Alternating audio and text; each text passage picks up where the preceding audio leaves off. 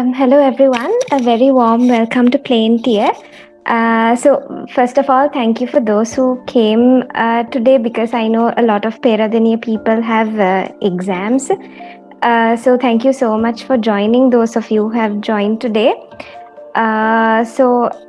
First of all, I think today marks the 16th year of the tsunami. So I think we'll have 2 minutes silence to mark the remembrance for tsunami victims. Okay, thank you, everyone. First of all, I have to say that we couldn't prepare much for this presentation because of our exams. ඒ කියන්නේ සාමාන්‍යයෙන් අපි film discussions කරනවා වගේ මේකට prepare වෙන්න උනේ නෑ හරියට. But this is a very easy and straightforward film, I think. ඒක අපි මේක තේරුවේ මොකද මේකේ themes ගොඩක් අර සාමාන්‍ය හැමෝටම තේරෙනවා. class oppression ගත්තාම, freedom of expression ගත්තාම සාමාන්‍යයෙන් හැමෝටම තේරෙනවා. ඉතින් අපි කැමතියි ඕගොල්ලොත් මේ discussion එකට කතා කරනවා නම් මායි අමන්ති බුද්ධිෂ අපි තුන්දෙනා කතා කරන්න අපි සාමාන්‍යයෙන් හැමතිස්සෙම කතා කරනවානේ. ඒක නිසා discussion එකක් වගේ යමු. So first of all, like I said, we couldn't prepare for this much at all. Actually, this was done like 2 hours ago. So start off with this film is sort of loosely based on two Indian rappers called Divine and Nicey. So they are the real Gully boys. When I could have given some more history about these two, but I'm not very competent enough to do that. So if you're interested, you can go and look at the songs and look at their rise throughout the rap industry. තව එකක් මේ film එකේ අර මෙරි ගලිමෙන් කියන සින්දුවක් තියෙන්නේ රන්වීර් සිං, that is Murad, and MC Sher ඒ දෙන්න සිං කරන්නේ අර ධාරාවි ස්ලම් එකේ. ඒකේ ඔරිජිනල් එක සිං කරලා තියෙන්නේ මේ දෙන්න. ඉතින් මේ දෙන්න ඒකෙන් තමයි famous උනේ. ඒකෙන් පස්සේ තමයි Gully Boy film කියන එකත් හැදුනේ. ඒනට මේ දෙන්නගේ life story එක නෙමෙයි, but loosely based on these two.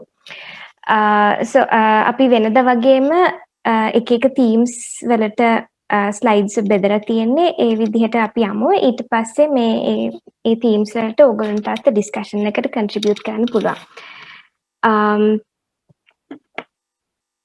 හරි. මේකෙන් අපි දැක්ක එකක් තමයි මේ ෆිල්ම් එකේ මේ හැම කැරක්ටර් එකක්ම දැන් එක කැරක්ටර් එකක්වත් අර තනිකරම කළු සුදු නැහැ. කියන්නේ there is no character that is black and white. They all have their flaws and they all have their reasons for their flaws and they all have their good qualities. Then Murad කියන character එක from the very beginning we all like him, right? Because he is this he's this nice, he's a nice flawless seems to be this perfect character, but then he makes a mistake. He cheats on his girlfriend, and then when we come to the girlfriend's character Safina, from the very beginning she portrays herself as this really angry woman, and at the same time she also is kind of independent but angry, and then there she is flawed in that way. එතකොට දැන් තාත්තගේ roll එක ගත්තාම මුලින් ඉඳන්ම නිකන් film එකේ දුෂ්ටයා චරිතය තමයි තාත්තා කරන්නේ. විශේෂයෙන්ම තාත්තා අර second wife ගෙන නිසා. ඒ වුණාට මට හිතෙනවා ඒ second wife ගෙනාවේ නැත්තම් මේ තාත්තගේ රෝල් එක මම හිතන්නේ මුලින් ඉඳන්ම අපිට මෙච්චර එපා වෙන්නේ නැති වෙයි. කියන්නේ ඒ තාත්තා කියන ගොඩක් දේවල් දැන් අපි ඩිස්කෂන් එකේ කතා කරමු. අන්තිමට මේ තේරෙනවා මේ තාත්තව මෙහෙම දුෂ්ටයා කරන්නත් අමාරුයි. මොකද තාත්තත් අර සිස්ටම් එකකින් අර තැරිලා පොඩි වෙච්ච එක්කෙනෙක්. එතකොට ඊළඟ කැරක්ටර් එක මොයින් අර කාස් හොරකම් කරනවා. ඊට පස්සේ ආ ළමයි ලවා ගංජා අර ඔතනවා. ඉතින් ඒ වුණාට එයාගේ අර යාළුවෙක් විදියටත් හොඳ කැරක්ටරිස්ටික්ස් තියෙනවා. එතකොට එයා අර ගංජා ඒ කියන්නේ ළමයි ලවා ගංජා ඔතන එකටත් ඒකටත් හේතුවක් දෙනවා. ඉතින් ඒක නිසා මේ ෆිල්ම් එකකින් අර එක කැරක්ටර් එකකටත් අර නරකක් කියන්න බෑ වගේ එහෙම එකක් තියෙනවා. මේකට කාට හරි contribute කරන්න කැමතිද? කාට හරි මොකක් හරි කියන්න කැමතිද? You can use you can use the raise your hand option, or you can use the chat. Amanthee chat එකේ කවුරු හරි කෙනෙක් මොකක් හරි message එකක් දැම්මොත් මට කියන්න පුළුවන්. මොකද මට මේ පේන්නේ නැහැ. Yeah, okay. So does anyone want to contribute? Amanthee, do you want to contribute? No, I think you mentioned it like they're not වැරැද්දක් කියන්න බෑ වගේම හොඳක් කියන්නත් බෑ. Yeah, you said it's grey. Yeah. Okay, all right. So we'll move on to the next slide. Okay, so class and class and class oppression. So before we move on to what we have to say about it, මෙතන ඉන්න කාට හරි කියන්න දෙයක් තියෙනවද? Okay, all right. So we'll just move on. So these are the so as we know, the film was set in the Dharavi slum, and I'm sure some of you might have watched Slumdog Millionaire. Slumdog Millionaire was based on this Dharavi slum, the very same slum. I couldn't watch Slumdog Millionaire in the recent times. The last time I watched it was the first time, was it when it came out, you know, and that was a few years ago. මට හරියට මෙහෙම ඒක මතක නැහැ. ඒ වුණාට මට මතකයි ඒක it was a very අර ඒ කාලේ හැමෝම කතා කරනවා, you know, it won a lot of Oscars and stuff. It won a lot of Oscars simply because it sort of you know, it showed this typical image of India, you know, this very poor, dirty image of India. But then here in this film, I think you can see that there is a lot more humanity when it comes to the film, because one scene I particularly remember in Slumdog Millionaire was this small boy, I don't remember their names, this the main character when he was small, මම හිතන්නේ ඒකට දුවගෙන යනකොට අර boy අර මේ මොකක් හරි මේ එකපාරටම අර අසූචි ගොඩකට පනිනවා අර without, you know, ඒක ගානක් නෑ වගේ තමයි පෙන්වන්නේ. So that is the kind of image you know, in the Western filmmakers and, you know, people in the West kind of have of India. You know, it's this very dirty place, but like I said, in this film there's a lot of humanity brought in. You know, these people are actually humans. You can actually see that, right? All right.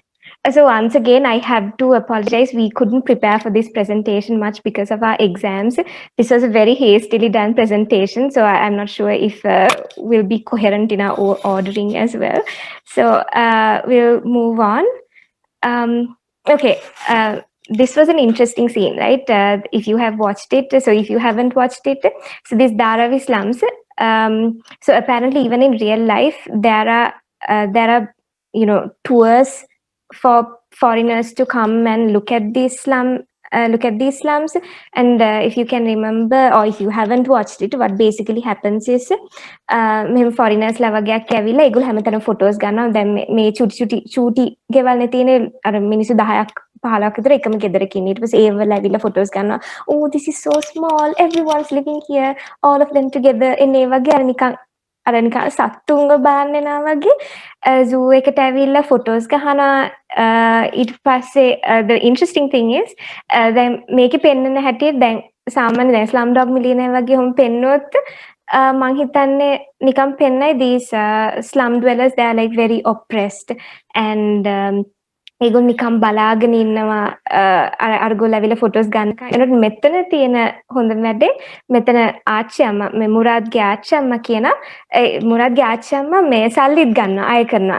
ඒගොල්ලන්ට මගේ ගෙදර බලන්න ඕන නම් සල්ලි දෙන්න ඕනේ. මට කරන්න දෙයක් නැහැ. ඒගොල්ලන්ට වෙනම ටිකට් ප්‍රයිස් එකක් ගෙවුවට කමක් නැහැ. මට මගේ ගෙදර බලනවා නම් ඒගොල්ලෝ සල්ලි ගෙවලා එන්න ඕනේ. මේකට ඇඩ් කරන්න කාට හරි මොකක් හරි තියනවද? All right. එතකොට මේ class and class oppression ගැන මම හිතන්නේ මේක ගැන ලොකුවට කතා කරන්න, ඒ කියන්නේ මම ලොකුවට කතා කරන්න ඕනේ. මොකද මේ ෆිල්ම් එකේ අර හොඳට අර straight forward විදිහට ඔක්කොම පේනවා. ඒ කියන්නේ මේ මුරාද්ගේ මෙතන උඩ ඉන්නේ මුරාද්ගේ අංකල් ගාව මේ යනවා මුරාද් වැඩ කරන්න ඔෆිස් ජොබ් එකකට. එතකොට මුරාද් ලීව් ගන්න අහනවා මට ඔඩිෂන් එකක් තියෙනවා මේ රැප් සංගීත ඔඩිෂන් එකක් තියෙනවා මට යන්න පුළුවන්ද කියලා. එතකොට අංකල් කියනවා මේ සේවකයෙක්ගේ පුතෙක් හැමතිස්සෙම කොහොමත් ස්වභාවිකයෙන්ම සේවකයෙක් ඔයාගේ අම්මා උත්සාහ කරනවා ඔයාව සේවකයෙක් විදිහට තවදුරටත් නොතියන්න. ඒකට ඔයා එකෙන් ප්‍රයෝජන ගන්න නැහැ. ඔයා මේ රැප් සංගීතය කළ මොනවා කරන්නද ඉස්සරහට කියලා මේ මාමා කියනවා.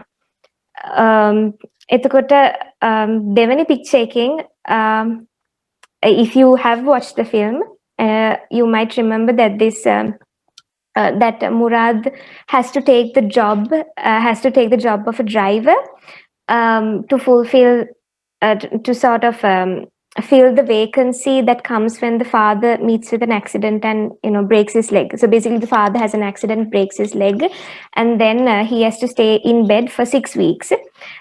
So the father is worried that he will lose his job, so he gets Murad to fill his vacancy, because if the job is open for 6 weeks,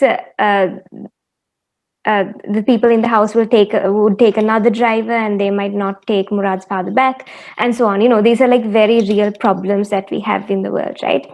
So at one point he takes the daughter of that family from the nightclub to home, and then she's like crying a lot, and that kind of shows that whatever class you're from, whether you're from an upper social class or a lower social class, you do have problems. Being privileged doesn't mean that you don't have problems. එතකොට දැන් මෙතන මුරාද් ගෙතන rap සෝංග් එකක් කියනවා දූරි කියලා. ඒ කියන්නේ අපි දෙන්න එක ගාව ඉන්නේ උනාට ගොඩක් දුරක් තියෙනවා අපි දෙන්න මැද. ඒ කියන්නේ මේ ක්ලාස් ඩිෆරන්ස් එක නිසා. අයින්තක මෙතන තියෙන ලස්සනම වැඩේ තමයි එතන මුරාද්ගේ අර වෙනම නිකන් අල්ටීරියර් මෝටිව්ස් වගේ නැහැ. මේ එයාට අර එම්පති එක ෆීල් වෙන්න. දැන් මෙතන එයාට හොඳට පේනවා මුරාද්ට මේ ගර්ල්ගේ දුක තේරෙනවා. ඉතින් එහෙම කියලා ඒ කියන්නේ එයා හිතන්නේ නැහැ මේ අපිට වඩා ඒ කියන්නේ අපි මෙයා පෝසත් එක්කෙනෙක් පෝසත් අයට මොනවද තියෙන ප්‍රශ්න කියලා එහෙම හිතන්නේ නැහැ. එයාගේ අර එම්පති එක හොඳට පේනවා. මෙතන කාට හරි මොකක් හරි ඇඩ් කරන්න තියනවාද? අමන්ති, බුද්ධිෂ? Rochana, like just one. I like you how the slums are depicted differently to Slumdog Millionaire. Something I also noticed was like the complexity inside that life. Again, a caste with hierarchies, everything is the same again inside that, but make there's hierarchy, and the uncle he has moved out and he's trying to maintain that distance. They have captured it nicely. Yeah, that's a very nice point. තව කාට හරි මොකක් හරි කියන්න තියෙනවද මේක ගැන? Okay, all right.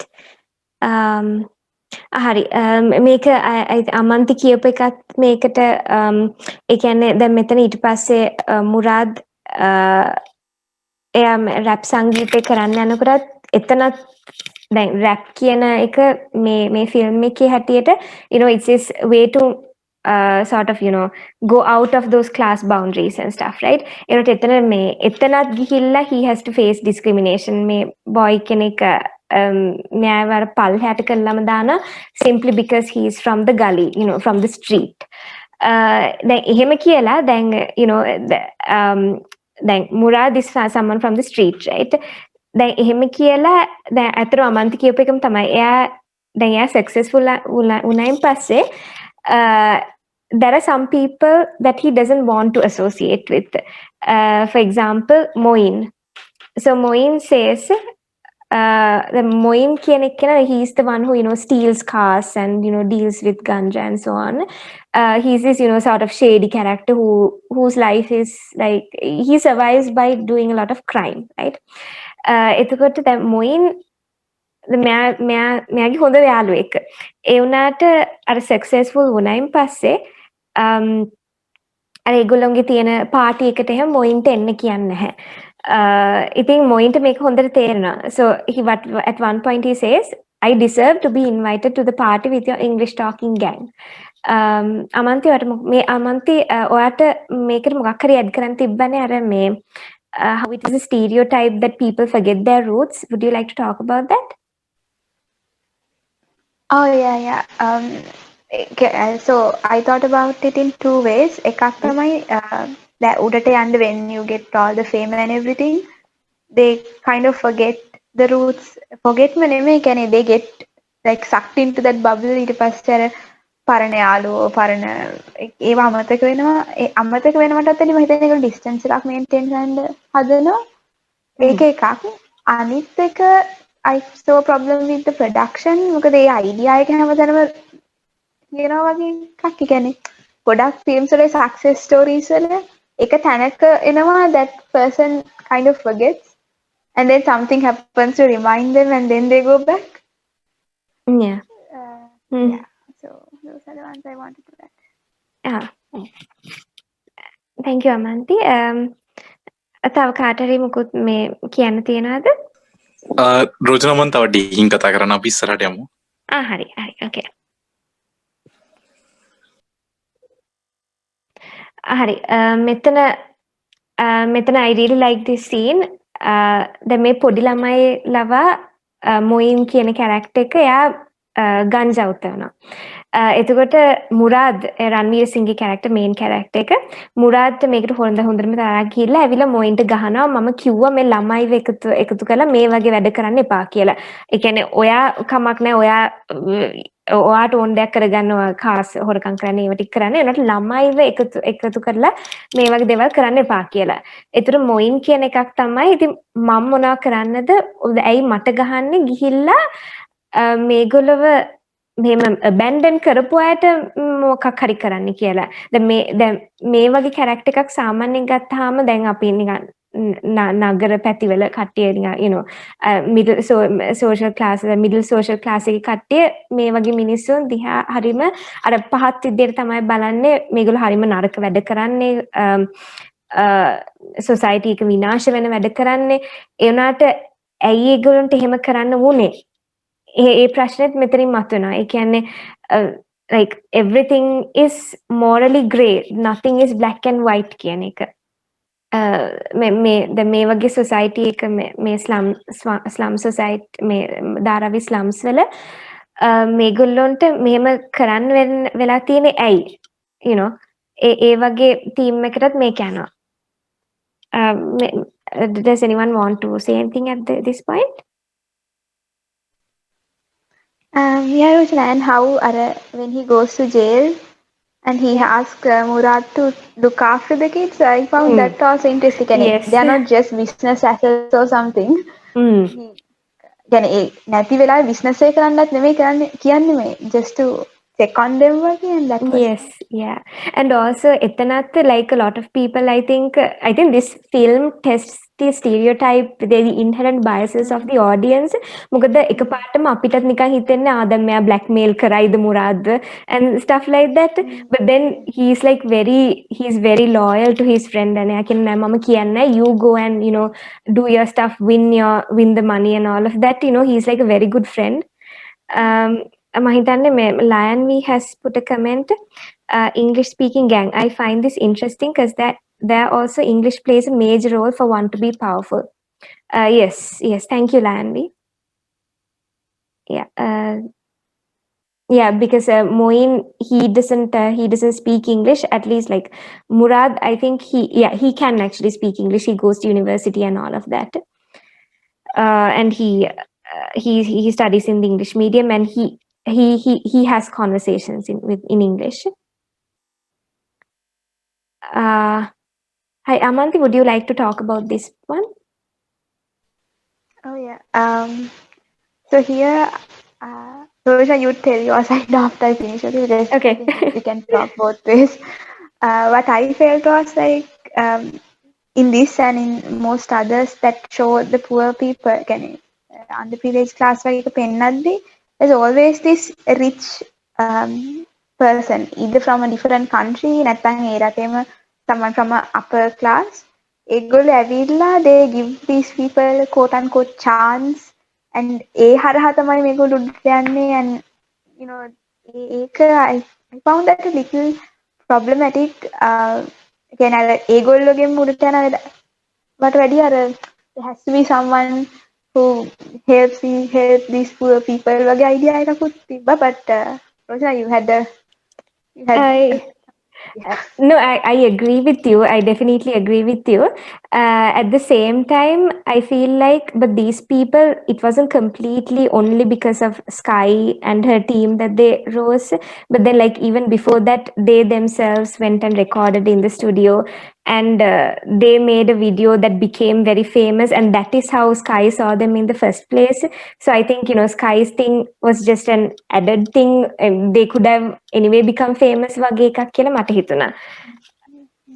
Yeah, you have point. All right. So we'll move on. Yes, Amanthee, I think you can talk about this as well. What you said about parents being villainized and so on. Yeah.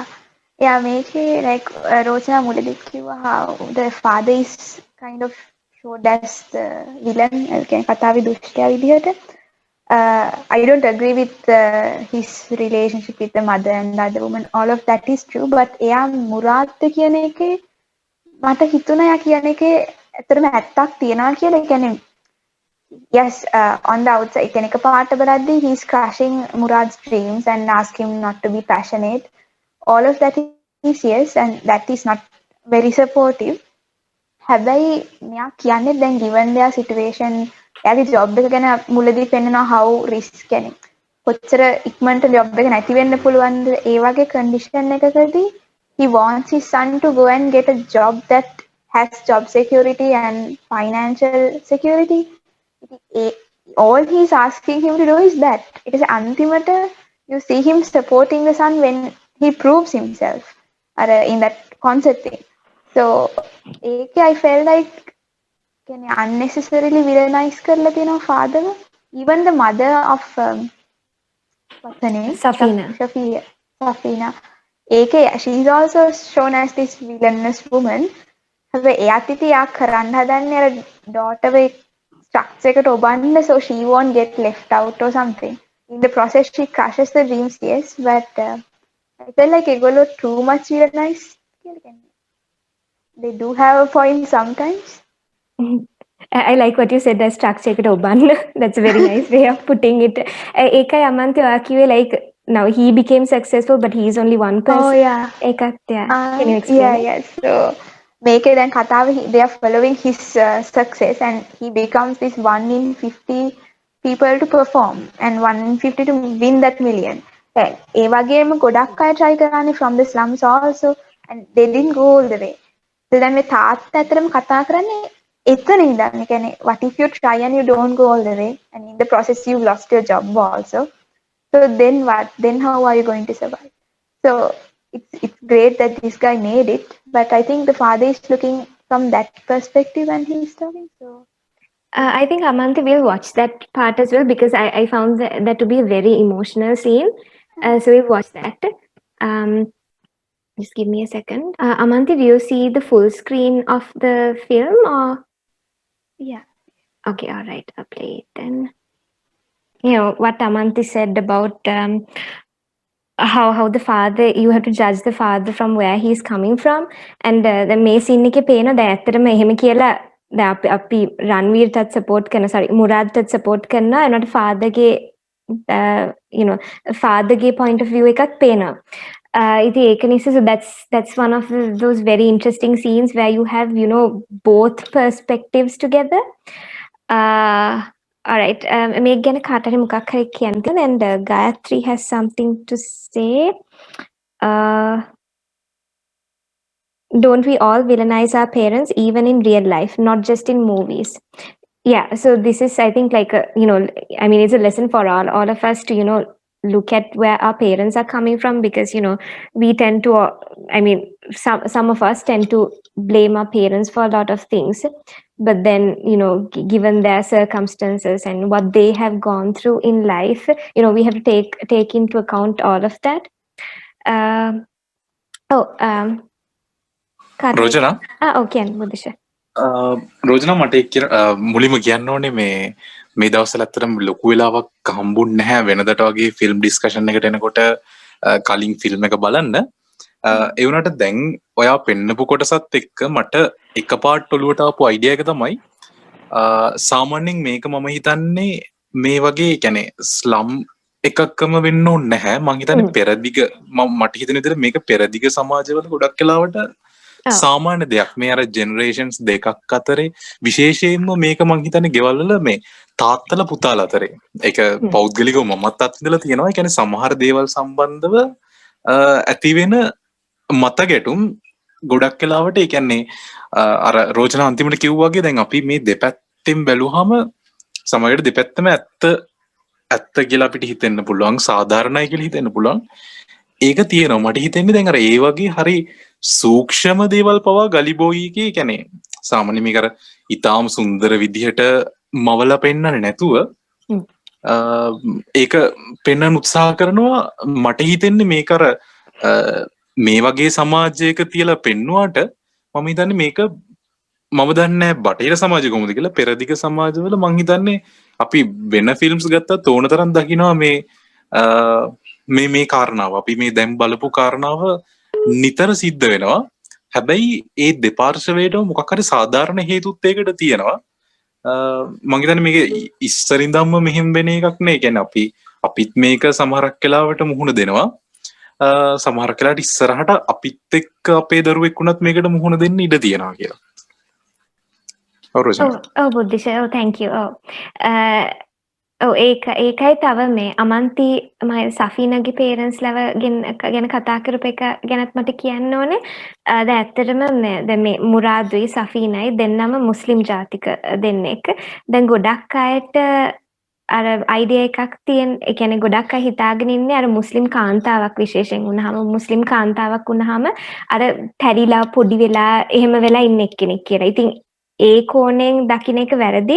මොකද දැන් අර සෆීනගේ පවුල උනත් ගත්තහම if you remove the hijab, that seems to be like a very normal situation, I think, in a lot of South Asian countries. බුද්ධිෂ කිව්වා වගේ මේ තාත්තයි පුතාගේ මේ ගැටුමයි. ඒතකොට සෆීනගේ පවුලත් ඉතින් මම හිතන්නේ ඒක සාමාන්‍ය, ඒ කියන්නේ මේ ලංකාවේ ඉන්දියාවේ ඕනම, ඒ කියන්නේ සිංහල මුස්ලිම් දෙමළ නැත්නම් සිංහල හින්දු දෙමළ සිංහල ක්‍රිස්තියන් දෙමළ ක්‍රිස්තියන් ඒ පවුල්වල ඒ කියන්නේ සාමාන්‍ය මිඩල් ක්ලාස් එකේ වුණත් අර ඒ කියන්නේ හිර කරලා තියෙන ස්වභාවයක් වෙන්න පුළුවන්. ඒකේ just that, as soon as people see a hijab, they think that okay, she's a Muslim woman and she's oppressed. That's the stereotype people have of Muslim women. So we'll come to that. Before that, does anyone have ආයෙ මතක් කරන්න කැමති බුද්ධිෂ කිව්වා වගේම මේ presentation එකට එකක් අපිටත් ලෑස්ති වෙන්න කල් මදි වුණා එක්සෑම්ස් නිසා. අනිත් එක සාමාන්‍ය වෙනදාට අපිට මීට වඩා ගොඩක් ක්‍රවුඩ් එකක් ඉන්නවා අපිට ඩිස්කෂන් එකට කන්ට්‍රිබියුට් කරන්න. ඒකට එක්සෑම්ස් නිසා ගොඩක් අයට මේ දවස්වල එන්න බැරි වෙනවා. So we'll move on to the next one. Okay, so about gender. මං ලෑස්ති කරලා තියෙන ස්ලයිඩ්ස් පෙන්වන්න කලින් ඔයගොල්ලන්ට කියන්න කැමති දෙයක් තියනවාද regarding the portrayal of the gender of all the characters and so on?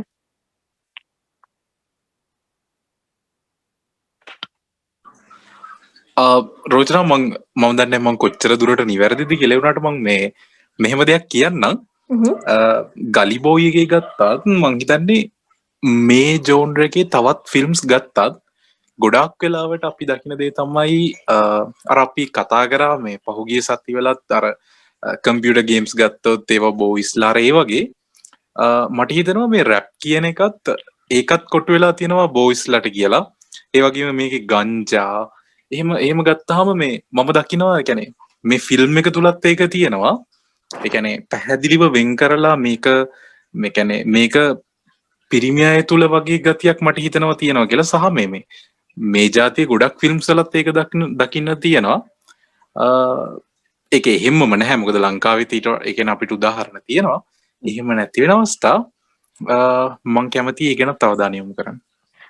බුද්ධිෂ ඇත්තටම ඔය කියද්දි මට මතක් වුණේ thank you මතක් කරාට ඇත්තටම මේ ෆිල්ම් එක බලනකොට මටත් ඒක ගැන කතා කරන්න ඕන මට මේ ප්‍රසන්ටේෂන් ගැන ප්‍රසන්ටේෂන් කියන්න ඕන වුණා. ඒක මේ මට ඊට පස්සේ අමතක වුණා ස්ලයිඩ් එකට දාන්න.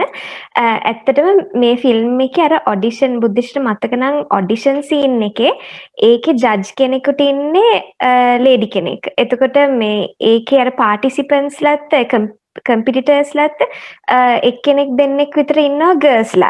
ඉතින් මට හිතුණා ඇත්තටම ඔව් ඒ කියන්නේ සමහරලාට මේකේ බොයිස්ලම විතරක්ම හිටියත් ඒ රැප් ඒ එන්වයරන්මන්ට් එකේ අපිට ගානක් නැති වෙන්න පුළුවන්. මොකද අපි හැමෝම අර නිකන් දැකලා පුරුදු ඒ කියන්නේ මේ රැප් සංගීතේ නිකන් දැකලා පුරුදු ගොඩක් වෙලාවට පිරිමි අය. ඒ කියන්නේ කාන්තාවොත් ඉන්නවා තමයි.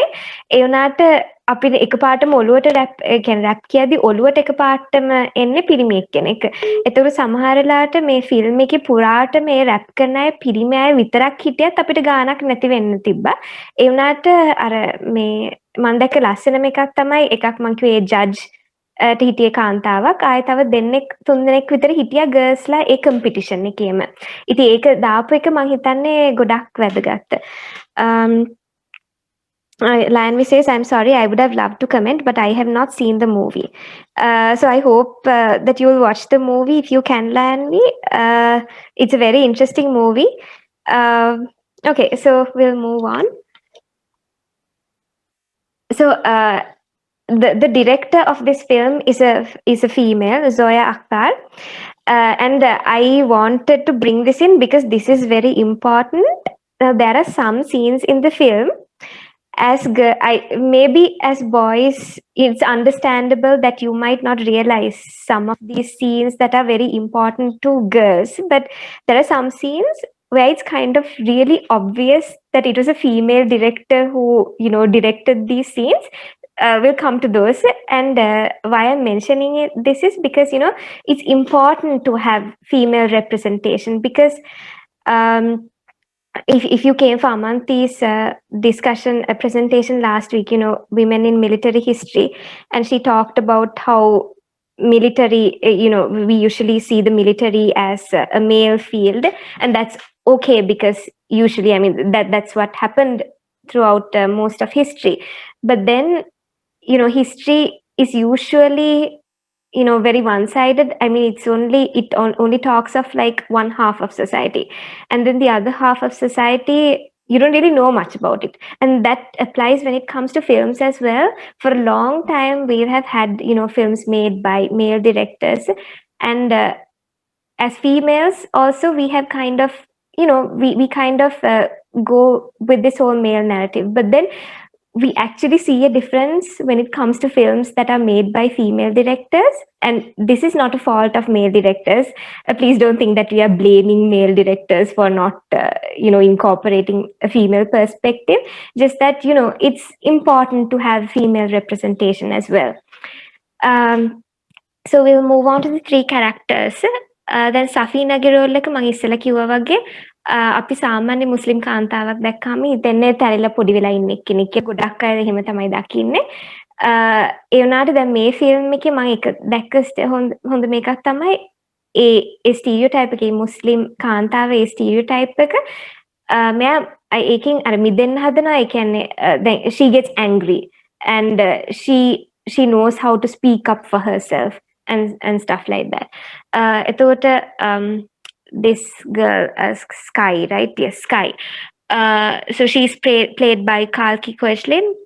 So Sky is like the typical, image we have of the empowered woman. She's Western and she's independent, and so she's a typical image of an empowered woman, right? But then she is not the only empowered woman. This is a very wrong impression to have of empowered women. People always think that empowered women are only Western women. But then if you take a look at the mother's role, the third picture, the mother's role, she's she's not someone, again, she's not someone who takes oppression, and she's not someone who is like who doesn't think beyond her means. She knows that it is unfair what is happening to her. Her husband is getting a second wife, and then she speaks up for herself, you know. So these three characters are very interesting. Does anyone have anything to say about these three characters before we move on to a detailed discussion? Justin. I have something good. I'm sorry. Yeah. Someone else? About Shafina. Yeah, I'll go to the slide. Yeah. Okay, yeah, she is empowered, and I like how she breaks apart from the system and everything. But I also felt that she was a little too aggressive. Yeah. ඒ කියන්නේ දැන් ඒක අපි girl කෙනෙක් නිසා and we have this stereotypical image and then she breaks away from it. So we feel like okay, she is empowered and it's good. But imagine this same character was male, we'll be talking about how violent and controlling she is. Because that she is that. And බෝතලයෙන් එහෙම ගහන එක, that was like way too much of a reaction. So I felt like that maybe she intended it, the director intended it that way. Yeah, sometimes we see women who break away as liberated, but actually they are kind of I don't know how to call it, too aggressive, and that is seen as liberation also. Does that make sense? Yeah, it does. And it's very problematic because this girl, Alia Bhatt, the actress, එයාගේ අර Bollywood වල තියෙන reputation is that, you know, she's a very cute, sweet, you know, the Bollywood sweetheart sort of reputation. So when she plays a role like this, a very violent role, අර ඒක එච්චර වදින්නේ නැහැ that she's being violent කියලා. You know, අර නිකන් හිතෙන්නේ oh she's getting angry, she's so cute. එන්නේ ඒ වගේ image එකක් තමයි එන්නේ. But she's extremely violent and she's toxic. And we have talked about this in our previous discussion on, you know, masculinity as well, about about domestic abuse and how females who abuse men kind of get away with it simply because they're women. And this is what happens with Safina as well, I feel like. Now then අර තාත්තා අම්මට ගහනකොට අපි හැමෝම අර තාත්තට විරුද්ධ වෙනවා. But then here, you know, it's kind of, it's like people usually see it as a, you know, cute sort of behavior, and that's even more it comes out like this whole cute thing is even more problematic because, like I said, Alia Bhatt, the actor, she has this very cute sort of reputation in Bollywood. මේක ගැන කාට හරි මොකක් හරි කියන්න තියෙනවද in addition to what we said? So yeah, like in some ways she is empowered. The fact that, you know, she kind of breaks the stereotype of this you know, very subservient woman who takes everything for what it is. She breaks that stereotype and she gets angry, but then an angry woman doesn't necessarily have to be someone who goes around hitting people with bottles and, you know, strangling people almost to death and so on. So that is not an empowered woman.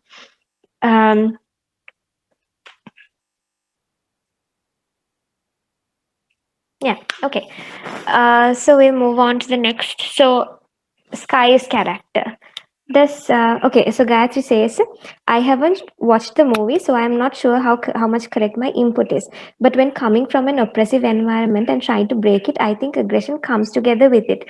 Yes, Gayatri, this is a very valid point. This is very true because she comes from a very strict home background, and so this is like a way of, you know, coming out of the frustration. This is a way of venting, you know, all this violence. But at the same time, the same could be said of the father too, right? The father also hits his wife and hits his son like හොඳටම ගහනවා, and then he's like very abusive. The එහෙම කියලා, like, I mean, we don't excuse him entirely for that behavior, right? Yes, we agree that, you know, it's the background, but then that is also stereotype, right? අර ගොඩක් වෙලාවට, you know, අර cities වල ඉන්න මිනිස්සු ඒගොල්ලෝ හිතාගෙන ඉන්නවා මේ ගම්වල මිනිස්සු තමයි බීගන ඇවිල්ලා wives අට ගහන්නේ එහෙම කියලා, but that's not the case. It happens in the city as well. So even that's kind of a stereotype when we look at, you know, environments that we think are strict and like that. So when it comes to the father, at one point we may think it is because of his environment that he is so violent, but then at the same time we can't excuse him for being a wife beater, right? I feel like Safina's role, like she's extremely violent, right? So I don't think we would have felt the same way if, like Amanthee said, if this was a man, going around hitting people and hitting people with bottles, we wouldn't have felt so much sympathy for him. So when it comes to Sky's character, so like I said, people have this impression that a Western woman, a Western educated woman, or like an upper class. Sky is an upper class Indian woman. She's one of those. They're called South Mumbai kids. South Mumbai kids are the privileged kids. I am the yeah. Um, so so she's a typically empowered woman, right? But then I have some problems with the way her character is portrayed as well. Like, I like her character, but then I feel like no, Sky's character, she is someone who is used to hanging out in boy girl groups, and she's someone who's used to having flings, like casual flings, and one night stands and so on. So now a lot of people have this habit of judging women for expressing their sexuality like that, and they think that a woman who has flings and a woman who goes sleeping around is a bad woman. That's what people usually think of women who have flings, casual flings. But then here, Sky's role, I feel like it kind of gives a wrong impression. I'm not sure if she knows that Murad is in a relationship, but if she knows that Murad is in a relationship with Safina, then what she does is what she does is bad. I'm hooking up with Murad. But thing is, not all women who have flings are like this. If you have if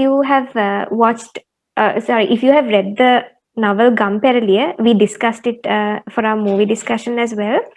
Gamperalina Liza කියලා character. Liza කියලා කෙනෙක් ඉන්නා. එයාගේ character එක අර සාමාන්‍යයෙන් she flirts around with the men in her village, but she is very good at heart. She doesn't judge people, and she doesn't she's not a dishonest person.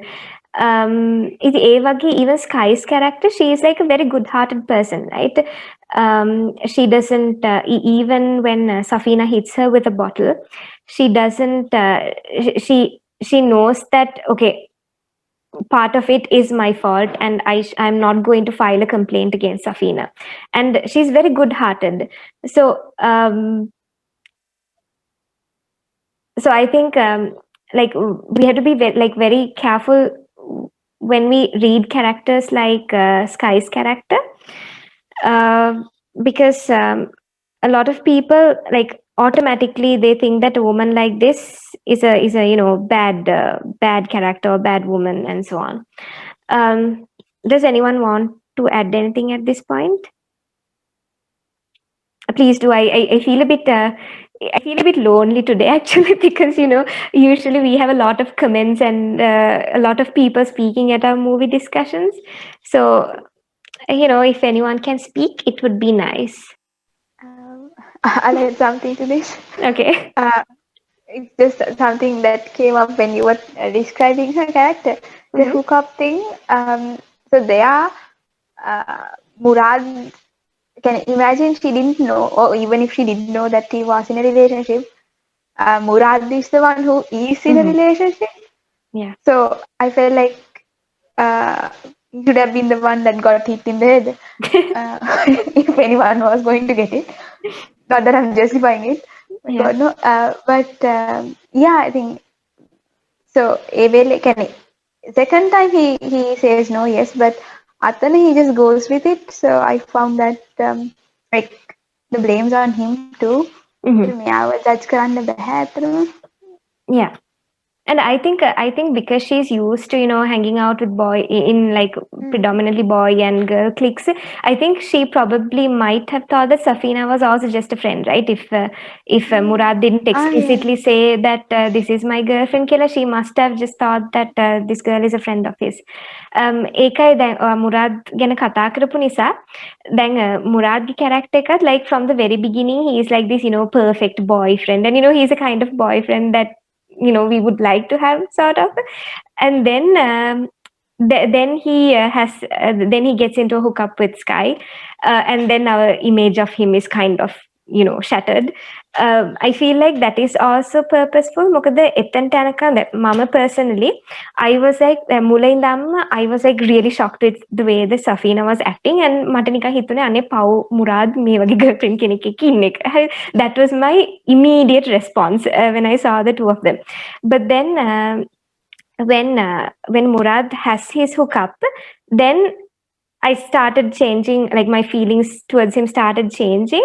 Then like it becomes very obvious that ඊට පස්සෙත් Murad, he doesn't like he we'll come to that slide in a bit. I'll talk about it in more detail, but then we realize that he is also an extremely flawed character. So then we realize that okay, they kind of they deserve each other. They're both flawed characters and they deserve to be with each other. Nathang, if Murad didn't have this hookup, I feel like antima venakamma we would have thought of Safina as this crazy woman and with this really good boyfriend and so on. So I think maybe this hookup was necessarily also at one point to make us see that both of these characters are දෙන්නටම දෙන්නගෙම හොඳටම වැරදි තියෙනවා. ඉතින් ඒ දෙන්නම like ඒ දෙන්නගෙම වැරදි නිසාම ඒ දෙන්න හොඳට මැච් වෙලා යනවා. එන්නේ වගේ හැඟීමක්. ඒක ගැන කාටද මොකක් හරි කියන්න තියෙනවද? You can disagree with me, just something that So we'll move on to the next. We'll move on to the mother's character. Rochana, there's a comment. Okay. Can you can't see it. No, wait, I can. Hold on. I think people are too hooked up to cultures instead of being free beings. This is a very nice comment, Akila, because you have sort of punned on the whole hookup thing as well. So people are too hooked up to cultures instead of being free beings. Yes, Akila, thank you.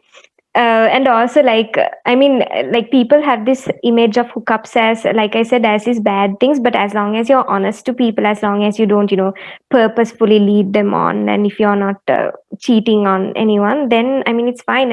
You're just an independent person. We are not encouraging this sort of thing, because I understand that in our culture it's very hard to encourage hookups and stuff like that.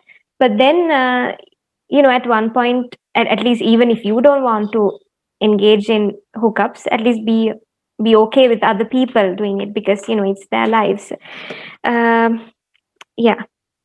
Okay, so Gayatri says everyone is quote unquote good until given an opportunity. Yes, that's very true, especially of Murad's character. He's like perfect towards the until that moment. So the mother's role.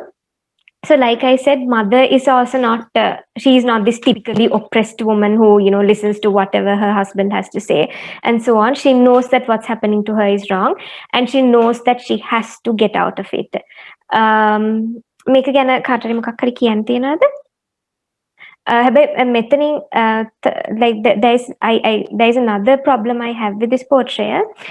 So here, like compared to the other two women, I think a lot of people feel like they can relate more to this, not relate, but they feel more sympathy towards Murad's mother, because having to be with a man who hits her all the time, who takes a second wife and so on.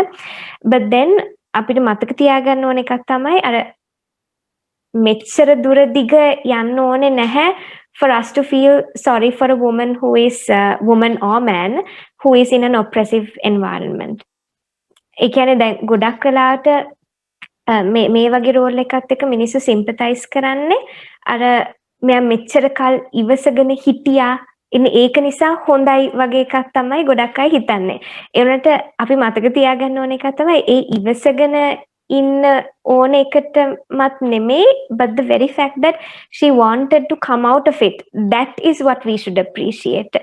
coming from an oppressive environment. Okay. Hari, this is just a very small thing, but I thought of bringing this in. So, conjugal right and duty. So, conjugal right, I'll just basically say it, make a kasada bandapu couple එකක් අතරේ මේක mainly කියන්නේ sexual relations. කියන්නේ as a husband and wife, you have your sexual rights and duties. ඒ කියන්නේ දැන් අපේ රටේ මෙහෙම වෙන්නේ නැහැ. උනට ගොඩක් මේ western countries වල this is even a grounds for divorce.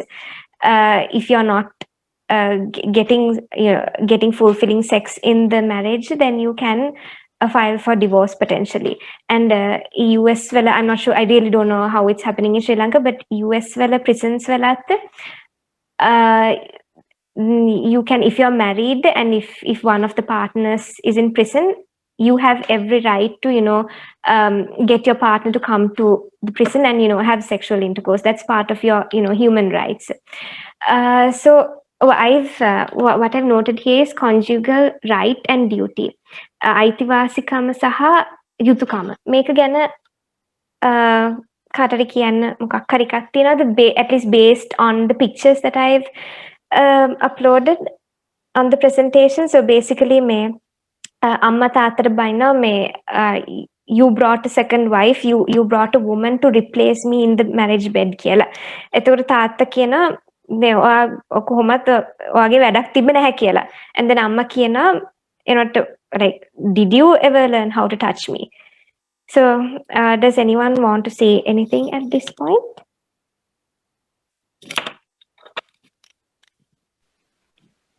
Yeah, Rose, I actually found mother's comeback very nice. I mean, usually, especially in backgrounds like that, she's oppressed and everything. Eva connect to voice that her sexual needs and to say anything about it is not very common. So I was like, wow, that's a really good thing to put it there, for her to be so vocal about it. Yeah. And like even if you take then සාමාන්‍යයෙන් අපේ society එකේ මම හිතන්නේ ලෝකෙම ගත්තාම සාමාන්‍යයෙන් අර sex වලට තියෙන අයිතිවාසිකම even in a marriage අයිතිවාසිකම husband ගේ and කාන්තාවගේ duty එක, and that is like very problematic, right? Because okay, I mean, isn't it the right of the woman as well? Because I mean a woman also needs sex, right? So I think that's yeah. Yes, yeah, so that's the idea that the women are not supposed to feel.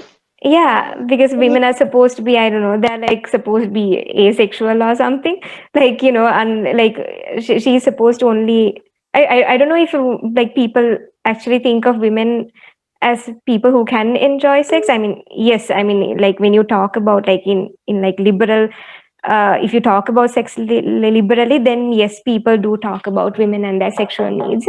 But then usually the concept is, it's a man's right to have sex and it's a woman's duty to provide sex. But then isn't it also the man's duty to provide the wife sex if she's not satisfied with sex in the marriage? Because usually people don't usually talk of that, women's sexual pleasure and all of that. I think Gayatri has a comment about abuse. I think glorifying tolerance for abuse is a toxic trait of our society. Our society must be more aware of abuse, and tolerating abuse should not be considered a great quality. Rather, it is a result of poor boundaries. Yes, Gayatri, thank you.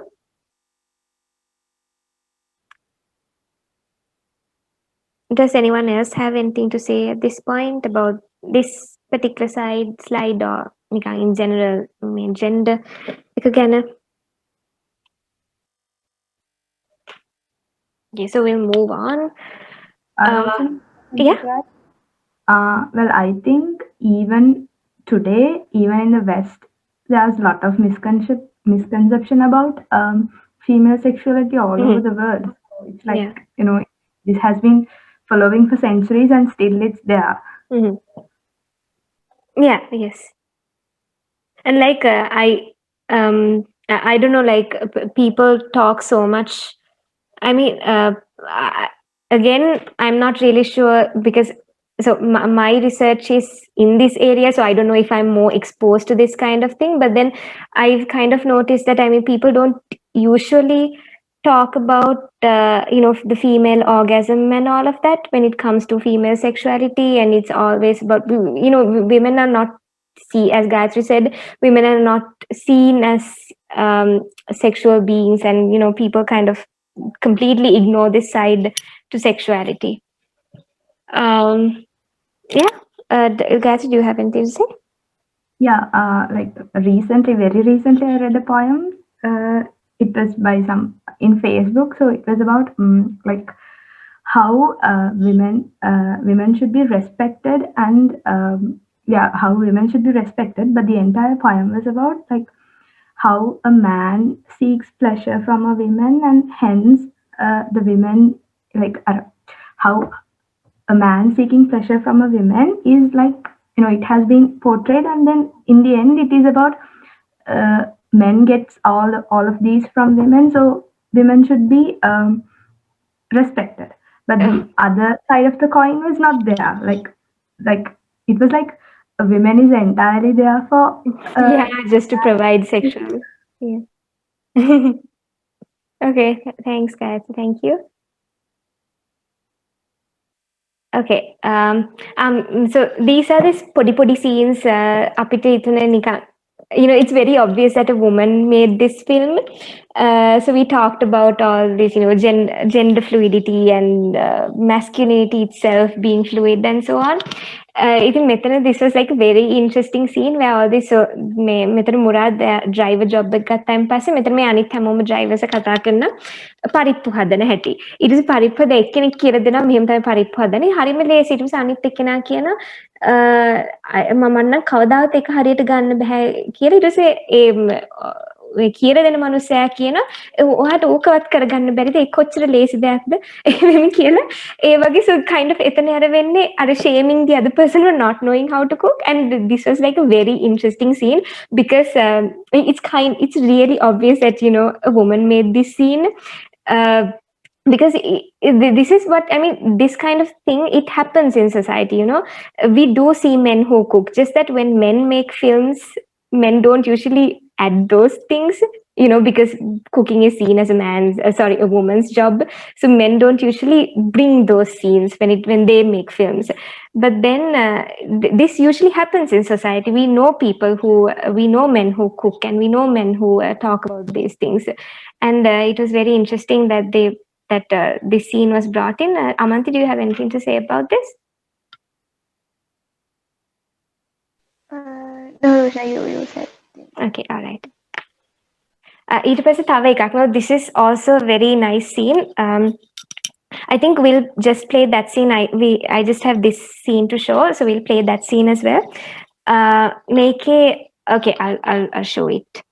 I'll show from these are like several scenes combined, so we can talk about them at length.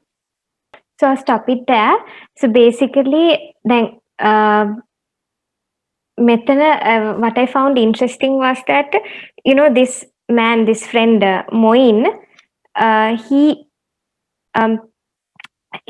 acknowledges that it is Murad's fault. Safina deserves to know the truth, and that's true. Then සාමාන්‍යයෙන් අපි වෙන film එකක් බලනකොට ගොඩක් වෙලාවට අපිට නිකන් පේන්නේ these friends ඒගොල්ලෝ නිකන් කියන අයියෝ මේ girlfriend overreact කරා, මේ ඔයාගේ වැරද්දක් නෑ, ඒ වගේ කතා තමයි කියන්නේ. ඒ වුණාට මෙතන this is very nice. I mean, it's important to show that there are men like this, who defend girls when the boy cheats on the girl. But then the other thing is we shouldn't like glorify Safina either, because she's a violent character, like we said. A violent character එකක්. ඒ වුණාට දැන් අර ඒ දෙනගේ fight එක දැක්කනේ සෆීනාගේ මුරාද්ගේ fight එක.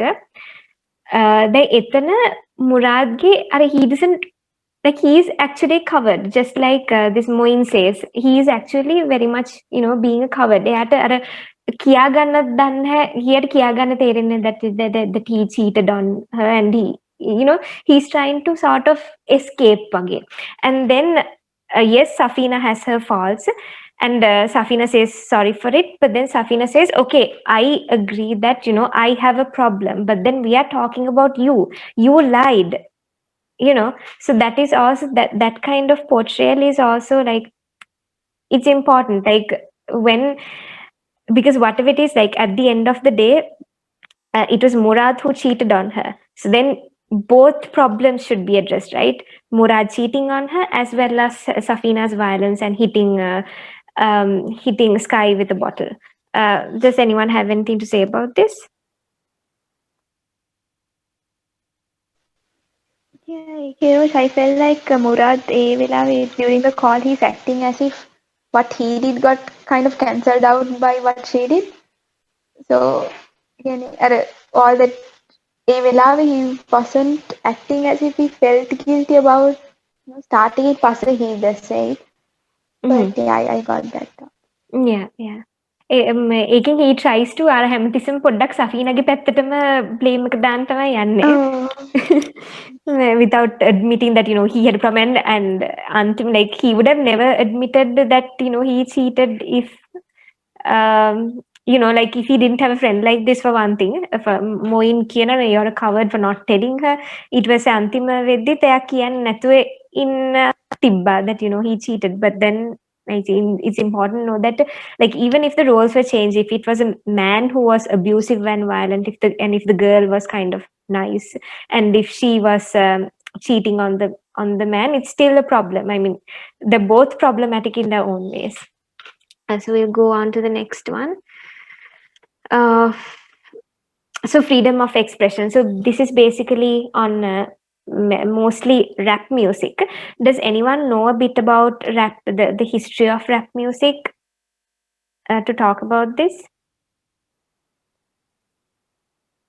So basically, again, I don't know much about rap and hip hop, but it started in the 1970s in USA among the Black African community because of oppression from the whites and so on. So it was like, it started off as a revolutionary form of music. The making in Indian context, a lot of people think that may Western cultures අපේ රටවල් වලට ඇවිල්ලා අපේ රටවල් විනාශ කරනවා and so sort of thing. But then if you look at this, even rap and hip hop, they're completely singing, at least in this film, they're completely singing it in their language, right? Hindi. So either you can look it as India is become westernized, or you can see India as taking something that is Western and making it a localized thing, giving it a local identity. So this politics of language is like very important to talk about, and මේක කියනට මුකුත් හිතන්න එපා. උනාට දැන් සාමාන්‍ය අපි සංදේශ කාව්‍ය ගත්තාම මේ කෝට්ටි යුගේ, මේ සිංහල සාහිත්‍යයේ ස්වර්ණමය යුගේ තමයි කතා කරන්නේ. ඒකට සංදේශ කාව්‍යත් ඇත්තටම when it first started, ඉස්සෙල්ලා it was based on like the Sanskrit Sandesha Kavya, but then it was only based on Sanskrit Sandesha Kavya, but there was a lot of difference, because the Sanskrit Sandesha Kavya were always about love, about this lover sending a bird to his lover and so on. But then the Sinhala Sandesha Kavya poets, they broke away from the tradition completely, and they started using their own topics, going to different places and talking about the kings and so that was also seen as a form of resistance back then. They adopted this Sanskrit cosmopolitan literary genre and localized kara. But now when we look back, we talk of them as Sambhavya Kavya. So that's very interesting, right? So like in maybe 200 or 300 years, people will look back at rap and hip hop and also see of it as this classical thing. And then again, people have this image that rap guy ke kiwaham me vidiyata thamai andinne. So this first image, he looks like this typical rap guy kaya. But then Ilangeke, like I mean, you can see that you don't have to have this typical appearance to be a rap singer. Ilangeke, he is wearing his office clothes, and then in third one, the finally in the climax, he is when he wins. When he wins a place to the um, to the concert, when he sings the famous song "Apna Time Aayega," he wears his Muslim cultural kit. So this is like very interesting, right? Does anyone have anything to add at this point?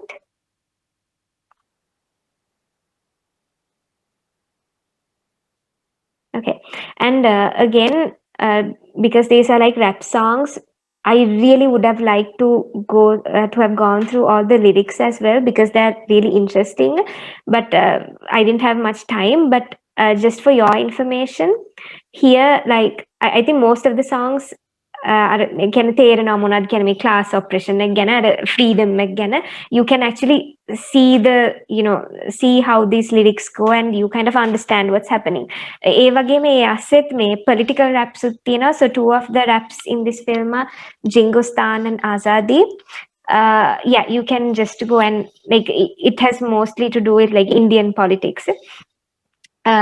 So yeah, in that way also this film is quite significant. Rochana, do you mind if I add something to what you said Yes. before? I Yeah. just joined. Yeah. Yes, Rajiv. Hi. Yes. Yeah. Hi. So yeah, about all these rappers having a certain framework and them having a certain look and them coming from a certain background, all that. So I don't know if you guys have heard about Little Dicky. He's a white rapper. Have you guys heard of him? But I personally haven't. So. Okay. So if you guys listen to this song called "Professional Rapper" by Little Dicky, so in that he really speaks about Snoop Dogg features in it. So his approach to rap, he's an hip hop artist, he's a rap artist, but he's different. His approach to it is very different because he's actually he learned finance. He went to college. I mean, he's not from a typical hood where he was exposed to guns and drugs and all that. And yeah, so basically he's very different to what you would call a typical rapper. And in that song called "Professional Rapper," you guys should listen to it. Eket kiyana that his approach is very different to what it usually is, and he's actually successful in doing so because he has a really good flow. His lyrical ability is really good. So yeah, just something I wanted to add. That just crossed my mind when you spoke about it before. Yeah, thanks, Rajiv. But do you have anything more to add? Because like I personally don't know much about rap at all. So I think have you watched this film? Do you have anything that you can contribute? Yeah, I have watched this movie, but I really don't remember much of it. Right. I just joined 2 minutes ago. Yeah. But I'll something if anything crosses my head, I surely All right. Okay. All right. Okay, so it's nice that we have someone who knows about rap in this discussion as well. So I was just talking about how, as far as I know, how rap originated in the 1970s in the US and so on. And then I talked about how at what point, I'm not sure if you were here when I talked about it, but at one point, even our Sinhala Sandesha Kavya were also looked down on because they were, because they were kind of different to what Sanskrit Sandesha Kavya was supposed to be, and how rap is also like you can look at it in two ways. Either you can look at it in a way that India is taking this Western culture, or you can look at it in a way that shows that India is taking something that is Western and making it their own. They're giving it their own uniquely Indian flavor, kind of indigenizing a Western form of music. So that's basically what I talked of. And then අපි සති කීපයට කලින් අපි කතා කරා about bus songs and ශාස්ත්‍රීය සංගීතය, so how you should be able to listen to both. the මෙතන උඩ කියන්නේ if you like singing, sing ballads. A ballads මේකට කියන්නේ ghazals කියලා. so මේ ghazal තමයි අර ශාස්ත්‍රීය සංගීතය. but again, I don't know much about ghazal to talk about its origins, but maybe somewhere a long time ago they were considered not shastriya. All right. Okay. So I think Rajiv, in his examples, he talked about how there is a stereotype of rappers being from hood environments and so on. Okay, so Rajiv has sent a link. So this is the song that he talked about. Thank you, Rajiv. Thanks for that. And okay, we'll move on to the next. So we are talking about freedom of expression. So rap is just one of them. And then we have graffiti. I don't have much to talk about it because we all know that, graffiti is this revolutionary form of art. But then there's a difference between like graffiti and vandalism. Vandalism is like, going and drawing everywhere. Like අපි කැමති නෑනේ buses වල ලියනකොට නිකන් සාමාන්‍ය public property වල ලියනකොට. But then these people, they also engage in vandalism. But even here, it can be looked as a revolutionary act, just like graffiti, because මේගොල්ලෝ attack කරන්නේ consumerist culture කියන එකට. These the image එක දෙවෙනි එකේ they're vandalizing advertisements that are actually quite harmful. The මෙතන like we have this thing, like beautiful equals being slim, and it kind of, and all these models, they kind of, there are studies that have proven that, in the past few years, people have, like women especially, they're trying to starve themselves, and they've got anorexia and all of these eating disorders simply because there is this ideal of a perfect woman being slim and, and all of that. So this is why, so this is actually like, even though it is technically vandalism, it's technically a bad thing, they're actually just fighting against a culture that is, living off like exploiting people for profits and so on. එතන මේක හොඳටම පේන එකක් තමයි මේ fairness cream මේකක this girl she cuts it out and writes brown and beautiful. So I'm not sure how many of you are aware of this, but then there was this whole thing against Fair and Lovely. Also, there was this whole campaign called Unfair and Lovely against fairness, this whole ideal of fair skinned being beautiful and so on. And I don't know if you have noticed, but now Fair and Lovely has become Glow and Lovely, which is like a very revolutionary, radical thing. And there's a lot of history behind how that happened. There was a lot of, lawsuit cases and so on. I know because I've been like following them because it is of personal interest to me. So, there's this huge history behind how Fair and Lovely became Glow and Lovely, a lot of resistance and so on. And like, I can't remember the statistics of this now, but then Fair and Lovely especially, it was I think it still might be, it's still, at least at that point in 2018, it was the most highest grossing, the most, the company that made most of the money when it came to all these beauty products. So that's kind of like very problematic, right? We are in a subcontinent where we have different shades, and most of us are like dark skinned, and then you have this ideal of this fair skinned woman, but then there is also this problem. So they have this element of brown and beautiful, but then again, I don't know if any of you noticed it. So Ranveer Singh, the main actor, he's a fair skinned guy, but then in the film එයාව පොඩ්ඩක් dark කරලා, because dark කරලා why? Because there is a stereotype that especially in India, poor people and undercaste people are dark skinned. So that is also like, even though they technically have this brown and beautiful element in their film, they have made the main actor darker skinned simply to show that he was from the slums. The make it has its parallels in Hollywood where they have blackface.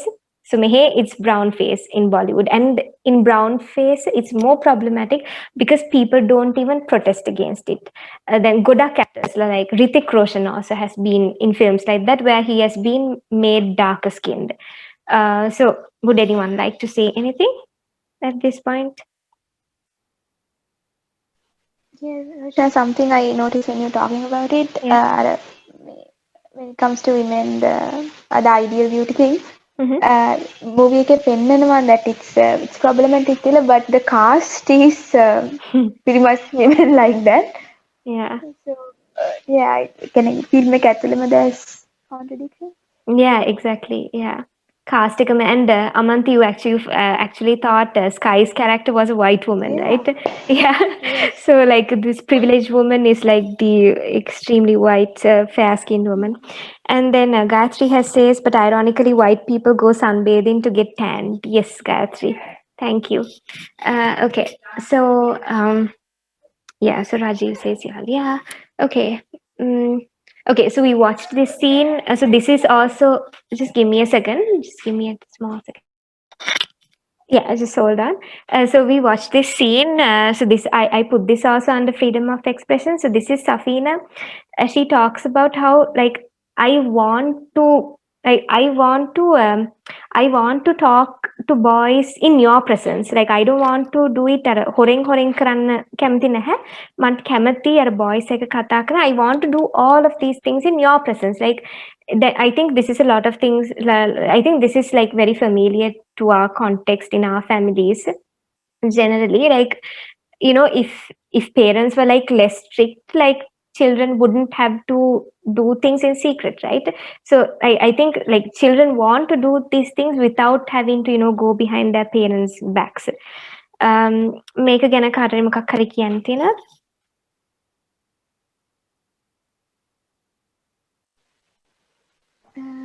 Yeah, it's like the more you like block them, the more we try to get out of it.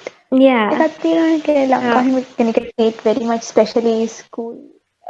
In school, it's like talking. If you are a girl talking to boy in public Yeah. is almost scandalous. Yeah. Generally, so the more you try to restrict, Mhm. the more we Yeah. It's that and that in that scene, doesn't she mention that if she's allowed to do whatever she wants to do, she won't be liked? Yeah, exactly. And, yeah, so that proves that like strict parents bring up the biggest criminal minds. Yeah, because they learn how to sort of do everything behind their parents' backs, right? Yeah, Yeah. it's And like also very much relatable to our society. yeah, that's why like even at the beginning, like lot of people tend to as soon as they see a woman in hijab, they think that okay, typical Muslim family, but then this is like extremely normal for like most societies in our country and so on. And also like the megulange problem if the parents' problem is that she's getting into a relationship, sometimes if they were not so strict, maybe she wouldn't have had that relationship in the first place ever since she was 13, right? මොකද මෙයා කියන එකක් තමයි boyfriend you're my only life. So basically boyfriend is actually her only life because like apart from school and home she doesn't have anything else. So like the boyfriend is the only way she has some kind of access to anything that is not her parents and her school. So yeah. I would also like to make this point that is like on the other side of the fence, when you give too much freedom to children, Mm-hmm. so they tend to misuse it, right? Yeah. So I think no, that's true, Lanvi. But then also there is like if the parents are open and if the parents make it aware that okay, you can tell us everything. That if the parents are kind of open and if the child also knows that the parents are open, then the child would actually have no problem in telling the parents also, right? That this thing is happening. yeah, Like yes, yeah. yeah.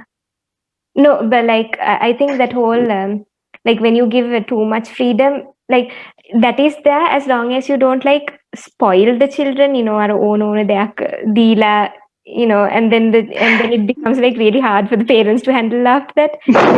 Yes, true. Yeah. Yeah, Lanvi, do you have anything? And also, I think, Yeah, yes, Rajiv. yeah, like when parents have a healthy relationship with their kids, I Mhm. feel like if the parents are very understanding, and if the kids can actually be very open with them, Mhm. I think that gives better.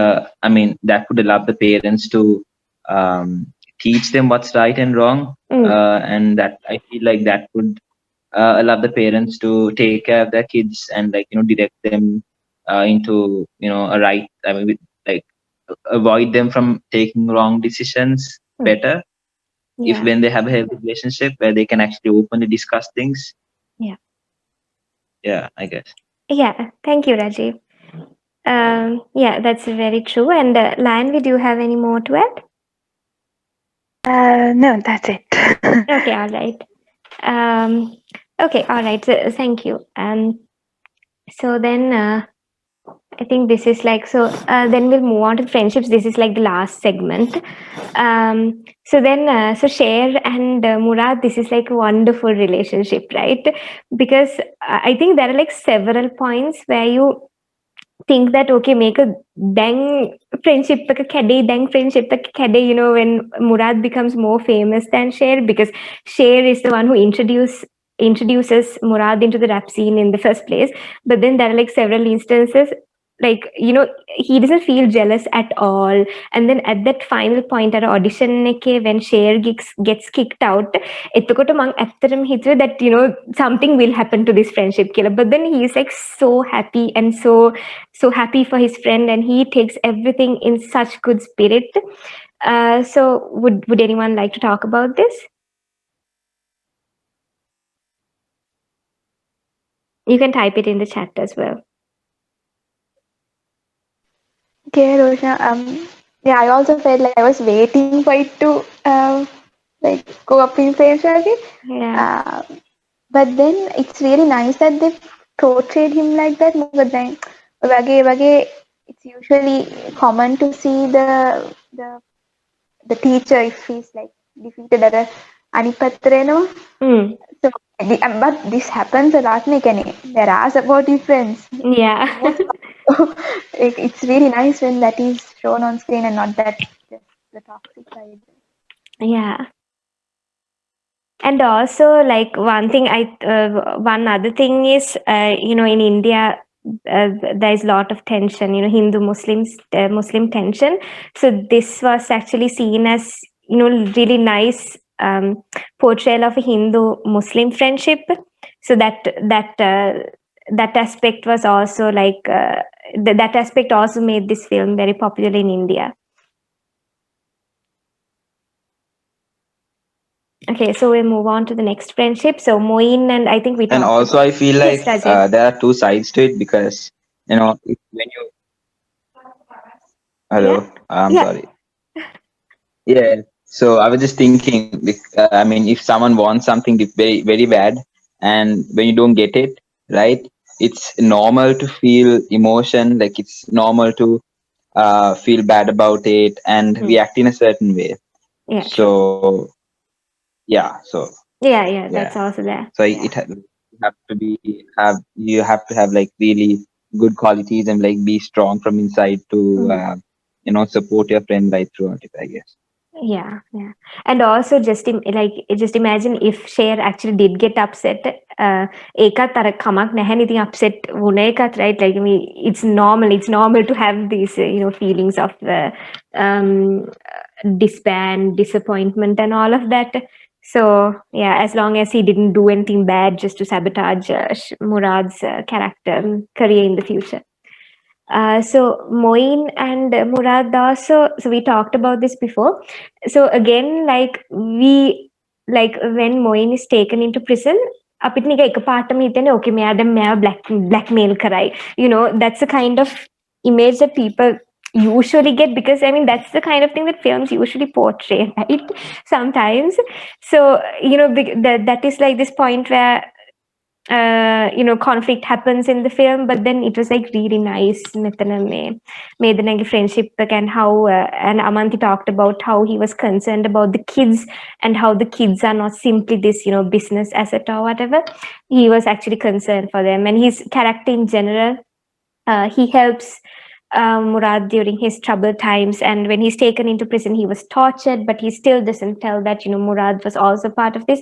He takes the blame himself and he says that this is how I've been living my life. You are destined for greater things. Go for that competition, go and win, and then you can bail me out, and then you can think about me. So, so this friendship is also like very interesting. And then, this friendship is also kind of sweet. Yeah, I can't remember this guy's name. But then, so at one point, එයාගේ කටෙන් පිට වෙන සෆීනට shut up, you're hot. And then everyone's like, ooh, so you think she's hot? And then usually ඒ වගේ එකක් පෙන්නුවහම then people tend to think that, okay, he has something for Safina. And then at this one point, she gets a marriage proposal from his family. So then also එකපාරටම සමහරලාට හිතෙන්න පුළුවන්, okay, now there's going to be a conflict between this character and Murad over Safina's hand for marriage. But then he's like very clear that, okay, I do not want to marry this woman. So that again stereotype එකක් බින්දෙනවා, like again the whole friends thing එතන stereotype එකක් බින්දෙනවා. But then also like people tend to think that a lot of people have this concept that when a man finds a woman beautiful, he just wants to get into a relationship with her wage. Or if a woman finds a man good looking, people think that she automatically wants a relationship with him. But that's not the case. I mean, he just finds her good looking, and that's all. You don't have to want to have anything more with that person just because you find him or her good looking. So that was also like very nicely brought out. I mean, yeah. So I think this is like the last slide of the presentation. Does anyone have anything to say about the friendships?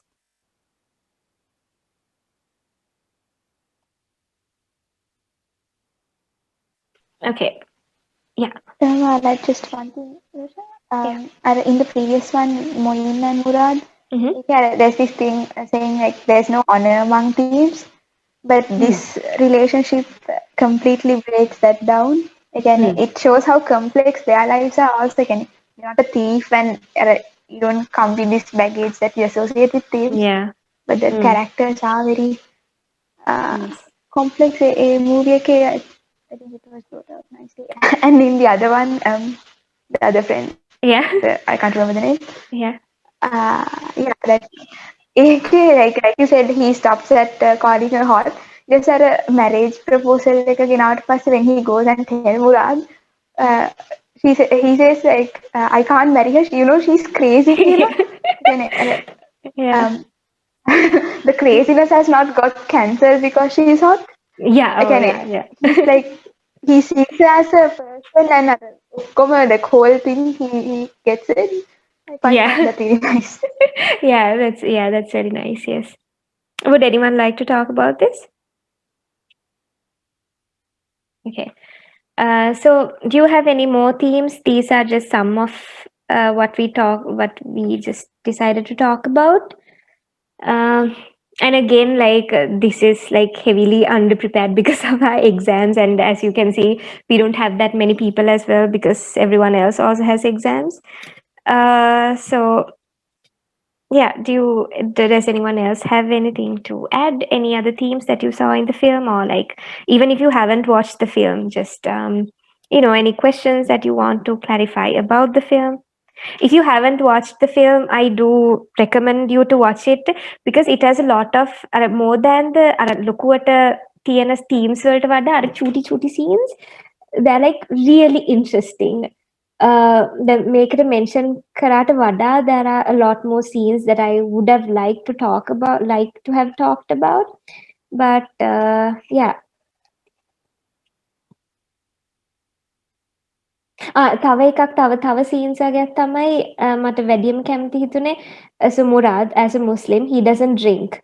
And then එයාගේ වටේ පිට ඉන්න කට්ටිය they don't force him either. ඒ කියන්නේ do you drink කියලා අහනවා, he says I don't drink, and then they don't like pester him, or they don't say you are bonnadda and stuff like that, you know. So that was also like very nice. And now if you take Bollywood, like it's mostly you see a lot of like it's mostly Hindu families that you see in the Hindu culture, but then here they spent a significant amount of time showing Murad going to the mosque and doing all the ablutions, and then Surma is eyeliner is Surma Gane kat. That was also like very important to show that that those were also like very important scenes. But I think like in Bollywood generally you see this multicultural aspect, right? Like I think if you have watched Rabbe Manadi Jodi, and I think most of other Hindi films, there are some songs where they show that these characters, they go and worship at all the places of religious worship. Mosque karatana, kovilatana, church karatana. So you know, so it's kind of, so it's interesting. Yeah, that's I'd like to add something to that. So Murad is portrayed as a very cultured person, but I'm not sure if it's yeah. So I think Rajiv is back. Rajiv, are you here? Oh yeah. So I just want. Yes, can you guys hear me? Yes. Yes. So I just wanted to add something to what you said. So Murad is portrayed as a very cultured person in the movie, but then again, at one point I think he cheats on his girlfriend. Yeah. Yeah. So yeah, I don't know if that, I mean, that element was added just to make the movie more interesting, or to, you know, I don't know. I just that just crossed my head. Yeah. I don't know if you guys spoke about it before when before I joined the meeting. Did you all? Yeah, we did. But like no, it's fine. Personally, I felt like, you know, so until that point, you know, he is this very perfect person, right? He is the kind of boyfriend that most girls would like to have. But then, yeah, cheat karapu gamamma. So then we said that he is also very much flawed character. Like etakang, like mama kaniyutka, like mama personally, I was thinking, okay, he's such a good guy, and then why is he stuck with such an angry girlfriend? Kiyala thamai mata hitune. But then the moment he cheated, you know, I saw them as both very flawed characters, and egulonge වැරදි නිසාම they kind of deserve each other වගේ, you know. So you know, that kind of thing. So that's what I kind of saw it as, his whole cheating. Because if he didn't cheat, antima venakam he would be this perfect character, you know. And then we would like sort of feel sorry, ayo, like why does he have to, you know, be, yeah, people would think that, you know, why does he have to be stuck with with an angry girlfriend like this and never gay. But then with his cheating, I think that was kind of solved. Okay, I don't know, that's just my opinion. I don't know if anyone agrees with me. Yeah, that makes sense. Yeah. I think Gayatri said that එතන තමයි he got a chance to it kind of tested him and he failed. You're good as long as you get a chance not to be good, and then yeah, true. Really, Yeah. Wait, something just popped into my mind, but I forgot. But anyway, yeah, and also I think maybe it talks about, you know, how temptations also work. Like, yes, I'm not justifying his cheating and his hooking up with that girl while he was in a relationship, but then like, okay, I probably shouldn't say this. No, I was going to say that, like, yes, like people get in, like people have their temptations, but maybe you shouldn't like vilify them for eternity, because ultimately he does realize his mistake and he apologizes for it, and he doesn't like when Sky initiates it again, he doesn't give in to that. He says, no, Safina is my life. Yeah, I'm not justifying his cheating, but then like yeah, you know, like you can't like vilify a person for giving into temptation. Yeah, no, Oh I gosh, get it. Like, I was that sounds so bad. When I was not thinking about it, because, you know, when your hormones act on, it's very hard to go against it, right? So Yeah. So I mean, you Oh God. naturally tend to. I Yeah, I mean, I don't. guess that's good, right? So yeah. I mean, you have a point. Yeah. Yeah, no, I just feel so bad for saying it because I mean, cheating is not something that we can be okay with. Um, yeah. So But maybe the fact that he realized it later and then that's the he didn't really difference, try to right? correct Yeah, it. But yeah, yeah, regret also matters because yeah, when you're caught up in it, maybe you'll do stupid shit. But yeah. And also, like he was doing weed, right, at that time. So I suppose that's also there. Yeah. Okay. So anything else, or should we wind up? You can add more. I mean, I'm just saying that we can wind up because we have come to the end. But if you have anything to say, you can type it in the comments. Once again, thank you for all of you who came. Because as I mentioned before, as I mentioned several times, we have been having exams, so a lot of people are busy. So so thank you for those of you who came. I haven't seen the movie, but Yeah. anyways, I just like to make this comment. I was just wondering, maybe the main character cheated on Safina, right? Yeah.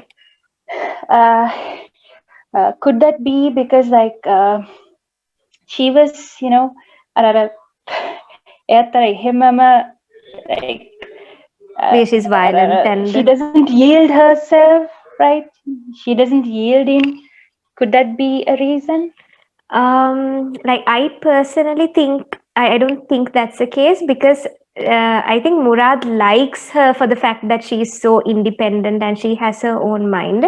So that is not the problem. Like because he's like he's like very supportive of her, and the only flaw he sees in her is her anger issues. So I think it's not the fact that she doesn't yield. It's I think it was just basically that whole at the moment he got this temptation. Yeah. Okay. Yeah, and like Safina is basically at one point he says Safina is his childhood. Like if Safina wasn't there, he wouldn't have a childhood because this relationship is like since they were 13 or something, and this is like going on for 10 years. So yeah, I think he likes her for the fact that she's very independent.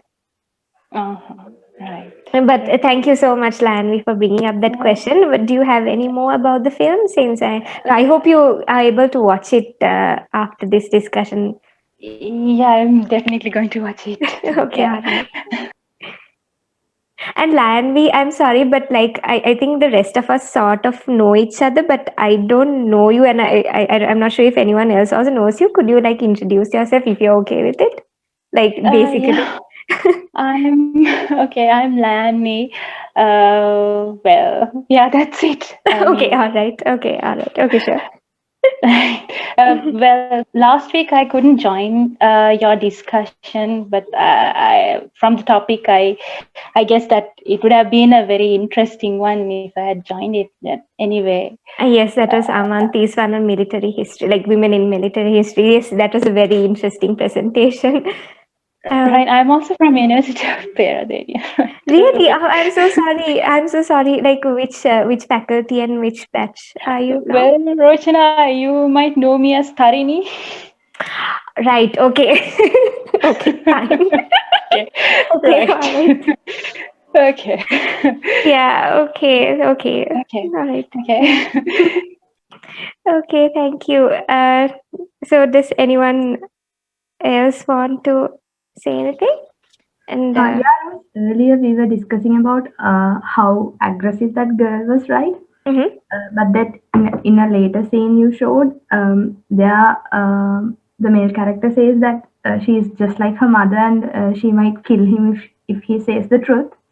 So there we can see the connection, right? Like some behavior that is passed on from generation to generation. So her aggressiveness is partly, or maybe like mainly because her mother is aggressive and she got it from her mother. Like she has always had to fight against her parents, so yeah. she got it there. Yeah. Yeah. Is that yeah?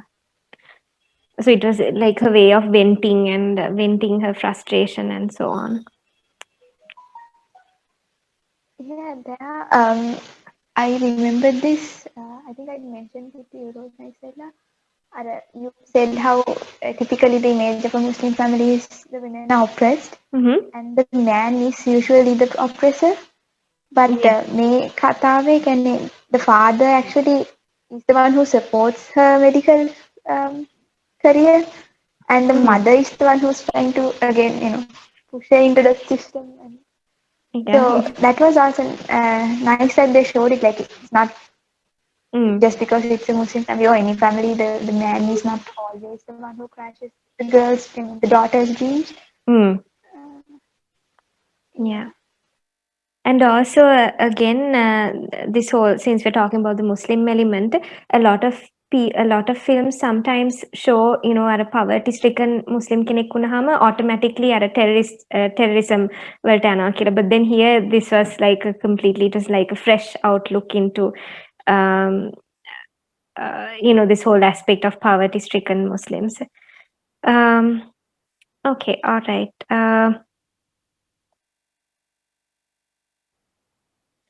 So I think we can wind up now. So once again, thank you so much for joining us. Yeah, so Manoj Silva says, thanks for the interesting session, made me want to watch it. So yeah, so thank you for coming for even without watching it. This is like really encouraging and inspiring for all of us, because we don't have that many people today. So it's nice that even those of you who haven't watched it came to the discussion just for the sake of listening to the discussion. So thank you so much. Amanthee, do we have any more messages in the chat? I can't. No, Okay, no, that's all. Okay, all right. Yeah, that's all. So today is the last week for the year. So it's been a questionable year, everyone. So hopefully next year will be a much better year. Hopefully. So happy Christmas for yesterday and happy New Year for next year. So next time we'll meet, that will be January 2nd. So I think the past few weeks it has been just me, Amanthee, and Buddhisha talking most of the time. So I promise you, from next week onwards, it will be a new person. So yeah, yeah. So does anyone else want does anyone want to say anything about the film or anything just in general?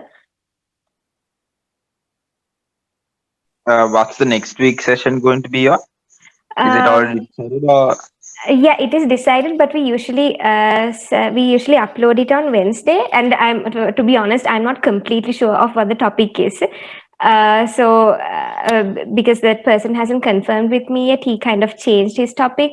So by Wednesday, you'll get to know. All right, thank you. Okay, all right, Rajiv, thank you. Tanvi says, thank you very much, great discussion. Okay, so I think we can wrap up. Amanthee, do you have anything to say? Okay. All right. So good night, everyone, and Happy New Year. Bye.